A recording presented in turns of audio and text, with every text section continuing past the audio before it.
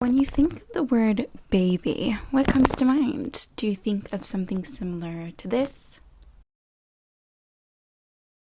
Or is it more like this?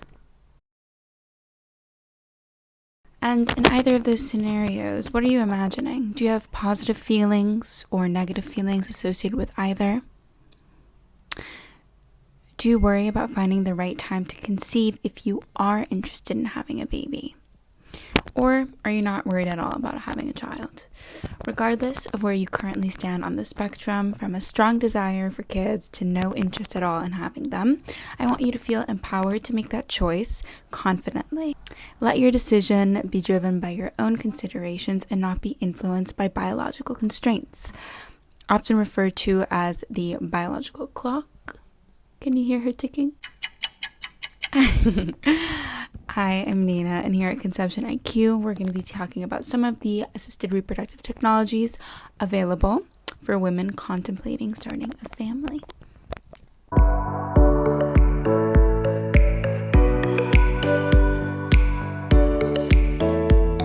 First things first, what is assisted reproductive technology? To put it simply, assisted reproductive technology is an umbrella term for medical procedures used primarily to address infertility. But Nina, I'm not infertile. Why would I need assisted reproductive technology? Maybe you aren't infertile. Maybe you're a woman between the ages of 25 and 35 and you know you want kids, but you're prioritizing your career, leisure, and travel before you have them. All of which are good things, and I commend you and your efforts on leveling up. The thing, biology is not your friend. I mean, she's good when she's good, but is she always kind? Definitely not. And once women turn 35, their fertility tends to drop quite dramatically.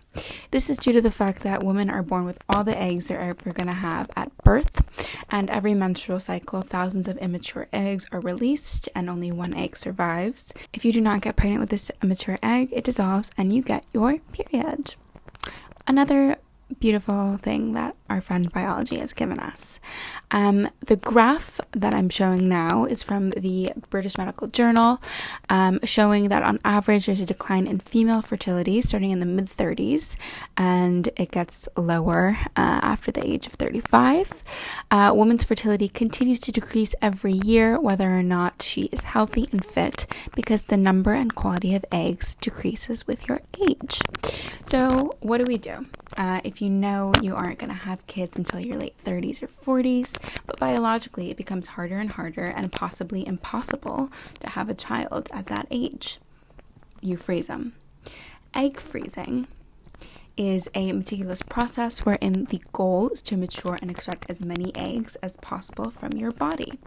The eggs are cryopreserved in a chamber, patiently waiting until the time you decide to use them. You're probably thinking, great, like, I know egg freezing's a thing. Why do I have to do it now if I know I'm not going to have kids in the future? Well, in a noteworthy 2015 study titled Optimal Timing for Elective Egg Freezing, scientists employed a mathematical model to determine the ideal time for egg freezing, and according to their findings, the optimal period for freezing eggs based on the probability of achieving live births from frozen eggs, so successful pregnancies, is when women choose to freeze their eggs at ages 35 and younger. However, if women decide to freeze their eggs when they're older, 37, for example, this paper specifically states, that still offers a higher chance of conceiving a child compared to taking no action at all.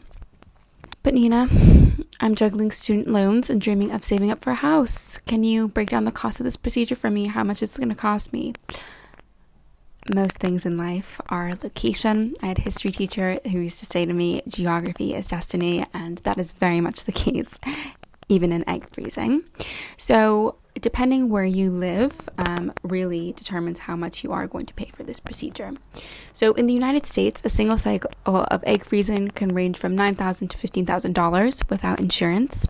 Meanwhile, in Canada, you're looking at 5,000 to 10,000 Canadian dollars. I'll do the conversion on the bottom of the screen. And if you're in Europe, the price starts at €2,000 and can go up to €3,500. In the United Kingdom, which is no longer part of Europe, Brexit, it starts at £3,250. Okay, so for my American girlies out there, it might be worth exploring fertility clinics in the UK or Canada for a more budget-friendly option. Keep in mind, though, if you do decide to freeze your eggs abroad, it is recommended to stay in that country for 21 days, so from the beginning of the treatment to the end. So that might make it not so, what's that? Cost. I'm not a finance girl. What is it? The cost benefit analysis might not be there. Nina, why does it cost so much? I'm going to tell you now. I'm going to explain the procedure now. So before you freeze your eggs, you need to have a consultation with a qualified doctor. Not some ring-a-ding doctor, a real one, preferably an OBGYN, a consultant OBGYN, and they'll tell you what blood tests to take and then perform a vaginal ultrasound scan. This is where they get a picture of your reproductive organs to see your ovarian reserve. Simply put, how many follicles you have in your ovaries. Follicles are important because these are where your eggs are kept. The clinic also would like you to get a blood test for anti-Müllerian hormone, which is used as an indicator of fertility as it's produced by the granulosa cells of small growing follicles in the ovary. Basically, to break it down, anti-Müllerian hormone, AMH, it's released by cells in your follicles. The more follicles or eggs that you have in the follicles, the higher your anti-Müllerian hormone level should be. It's not always the case, but it's a pretty good indicator.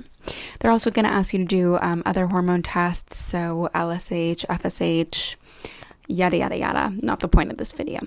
Also, you need to get an infectious disease panel, so they might test for HIV, hepatitis B and C, cytomegalovirus, anything that would interfere with your pregnancy. Once you have the test results, the doctors will create a treatment plan for you, measuring the dose of medication required to make your follicles grow. You remember previously when I mentioned that one egg is being produced in a natural cycle.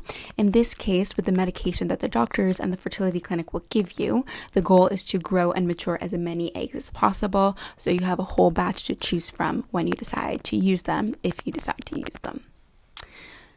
So after 10 to 12 days of hormone injections, you're going to take a final injection to trigger ovulation. This will then be followed by an egg collection, which is it's invasive, but minimally invasive surgical procedure to extract the eggs from your ovaries, and they do that by placing a needle inside of your vagina and sucking all the eggs through a vacuum, basically. Once your eggs are out and collected, they're placed in the freezer, they're frozen, girl, they're good, and you can go on with your life, basically. So, to summarize, the substantial cost for the procedure, it lies in covering various elements, so blood tests, pelvic scans, doctor's expertise, time. The most burden of the cost, or the most weight of the cost, is the medication. And also the surgical procedure at the end. So now that we understand why it comes with a hefty price tag, we can explore the available payment options. So there's two avenues for you to fund this procedure. You can either save all the money and pay it up front. That might be easier depending on where you live and the kind of job that you have. Or there are financing options that many fertility clinics, not only in the US but around the world, offer. So in the US, just for an example, there's monthly payment plans from like $150 to $260 US a month. And obviously you'd have to pay this over the course of several years, but that might be a better option for you than just having to fork out the money up front. Obviously, everybody's circumstance is different. So I've delved into the procedure, its cost, and its clinical significance in egg freezing. But one crucial question that I haven't answered is it all worth it? And the answer could be approached statistically or emotionally, depending on your perspective. So from a statistical standpoint, on average, women who utilize their own frozen eggs have a 48% pregnancy rate and a 35% live birth rate. So pregnancy rate just means positive on the test, and live birth means successful pregnancies. So in that, we have a 13% disparity where women have had miscarriages. The emotional answer is deeply personal. Is it all worth it? And it hinges on your individual circumstance and aspirations for your future self. The goal for this channel is always, always, always to educate and give you the info to empower you to make sure that you make the best decision for yourself. Let me know in the comments below, how do you think I did? Do you think I did a good job explaining it? Is there anything more that you would like to learn? Have I convinced you or dissuaded you from freezing your eggs? Do you think you would freeze your eggs? Is there anything holding you back, or again, anything that you'd like to know more of? I'm always so curious. And if the price of egg freezing is too high in your country, would you consider going abroad to freeze them? Thank you for watching, and I will see you girls next time.